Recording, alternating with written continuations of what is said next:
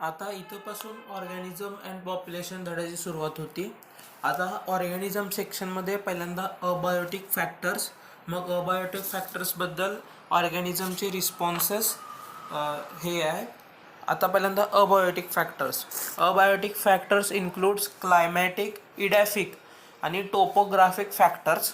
ह्याच्यामधले की abiotic factors आहेत ते टेम्परेचर, वॉटर, लाईट आणि सॉईल. सॉईल म्हणजेच topographic edaphic factors.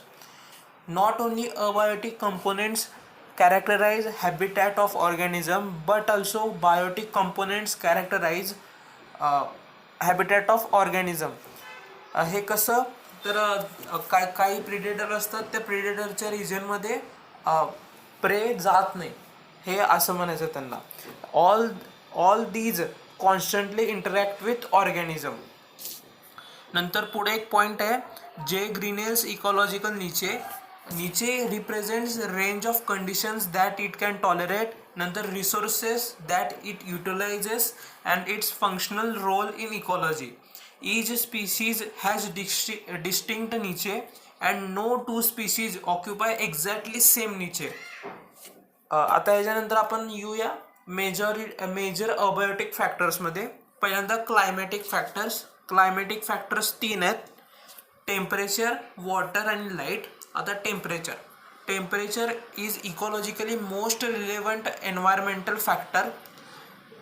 It varies seasonally on land. इक्वेटरपासून पोलकडे जाताना टेम्परेचर डिक्रीज करतं. नंतर it ranges from sub zero levels in polar regions and high altitudes. Greater than 50 degree Celsius in tropical deserts in summer. आणि नंतर thermal springs and deep sea hydrothermal vents, ह्याच्यामध्ये 100 डिग्रीपेक्षा जास्त तापमान असतं. आता प्रश्न पडतो, why temperature is most significant factor. त्याचे 3 कारण आहेत. Temperature plays important role in latitudinal and altitudinal distribution of organism. इथं लॅटिट्यूडनलच्या ऐवजी लॉंगिट्यूडनल केलं तर चुकीचं होणार आहे. नंतर मग आता हे जे एक्झाम्पल्स आहेत ते जसं की मँगो ट्रॉपिकल आणि सब ट्रॉपिकल रिजनमध्ये फाउंड होतं. ते टेम्परेट रिजन जसं की कॅनडामध्ये फाउंड होत नाही.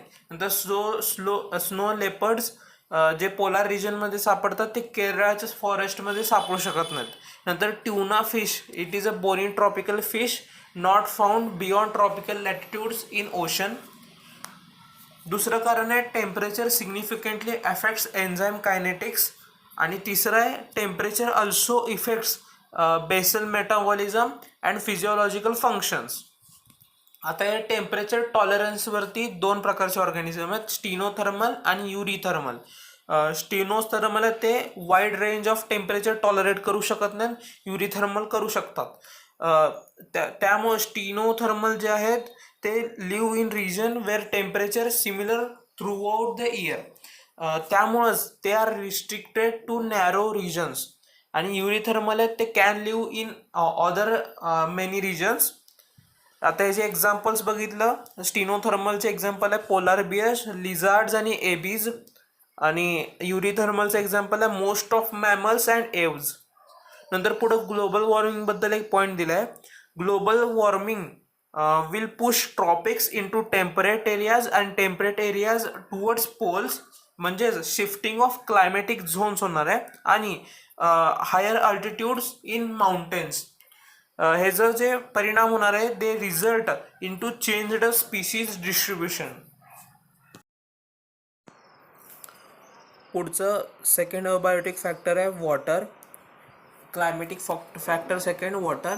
Surely life originated in water and it is unsustainable without water. Water is important component of protoplasm. 71% of surface is covered by water. Water also influence over productivity and distribution of plants. Therefore, water is second most important relevant abiotic factor. Though most of surface covered by water, we face water scarcity. Even aquatic organisms also face scarcity of water because quality of water matters than quantity. Quality काय असणार आहे, chemical composition, pH, temperature वगैरे वगैरे. Salinity म्हणजे salt concentration is measured in parts per 1000. हे inland वॉटरसाठी लेस than 5 असतं, C वॉटरसाठी 30 ते 35 असतं, hyper saline lagoons more than 100 असतं पार्ट्स पर 1000मध्ये. नंतर ऑर्गॅनिझम्सचे 2 प्रकार पडतात, स्टिनोहलाईन आणि युरिहालाईन. स्टिनोहलाईनचं एक्झाम्पल आहे शार्क आणि युरिहालाईनचं एक्झाम्पल आहे सॅल्मॉन. फ्रेश वॉटरमधले जे ऑर्गॅनिझम आहेत ते मराईन वॉटरमध्ये जगतीलच यांची गॅरंटी नसते. तिसरं क्लायमॅटिक फॅक्टर आहे लाईट. लाईटची वेवलेंथ 390 ते 760 नॅनोमीटर असतं. त्यामध्ये पार फोटोसिंथेटिकली ॲक्टिव्ह रेंज ही 400 ते 700 नॅनोमीटर असते. Sun is the ultimate source of all types of energy. Amount of light and intensity vary with latitude and season. Importance of light for plants. Plants जे आहेत ते लाईटमुळे 2 प्रकारचे पडतात, हेलिओफाइट्स आणि शिओफाइट्स. हेलिओफाइट्स म्हणजे tall canopied trees requiring high intensity of light, आणि sciophytes are herbs which require low intensity of light and they are shadow loving. Light also affects growth, reproduction, movements, physiology, phenology आणि flowering. Importance of light for animals. Most of animals are diurnal आणि काही रात्रीचं निशाचर असतात. Photo period affects foraging, reproductive, migratory activities. जसे की काही प्राणी फक्त दिवसा मायग्रेट करतात. More than 500 meter below water surface, most of organisms are decomposers and consumers, which depend upon producers found in upper light regime of oceans, because they are not aware of the existence of celestial source of energy called sun. कारण तिथं sun rays पोचतच नाहीत खालीपर्यंत. नंतर लाईटचे 3 major components आहेत. पहिलं UV raise 100 ते 400 nanometre, visible 400 ते 700 nanometre आणि इन्फ्रारेड ग्रेटर दॅन 700 नॅनोमीटर असतं.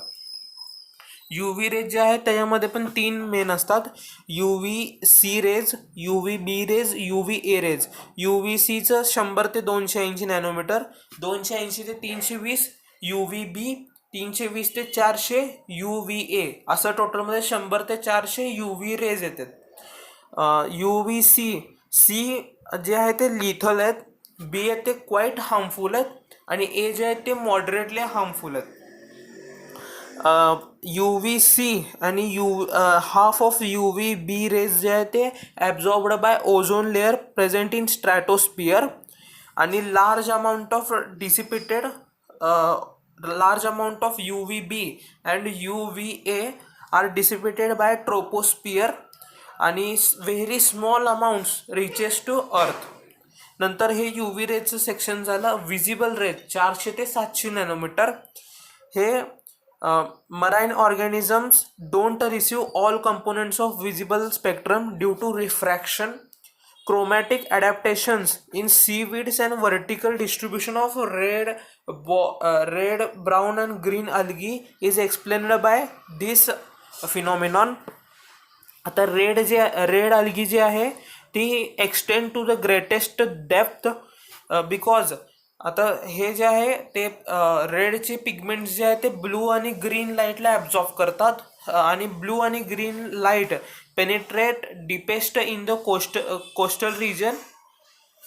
आणि नंतर ब्राऊनचं बघितलं, brown algae most abundant in intermediate, कारण ती इंटरमिडिएट वेवलेंथला ॲब्झॉर्ब करते, आणि ग्रीन अल्गी जी आहे ती ब्लू आणि रेडला ॲब्झॉर्ब करते, ब्ल्यू आणि रेडला ॲब्झॉर्ब करते, त्यामध्ये शॅलोएस्ट डेप्थला असते.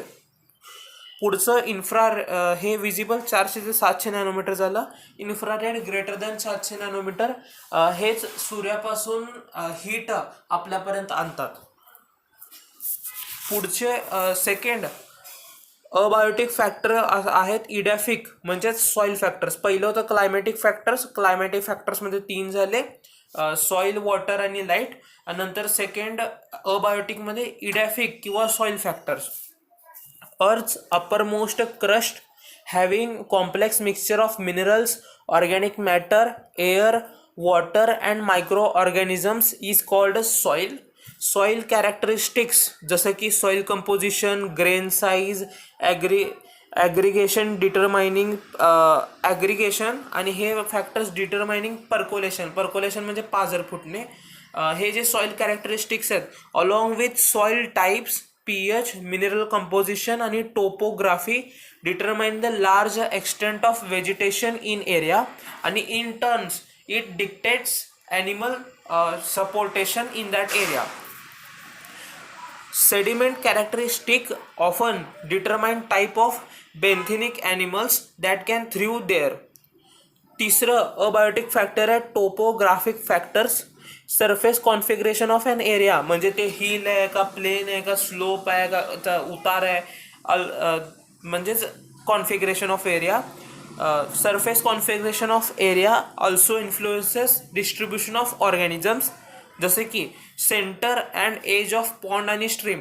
सेंटरच्या भागात म्हणजे एजच्या भागात जास्त करून आल्गी सापडते, पण तेच पॉन्डच्या बॉटमला एवढं मध्यभागी सापडत नाही. तसंच एक्सपोज्ड किंवा अंडरसाइड ऑफ रॉक.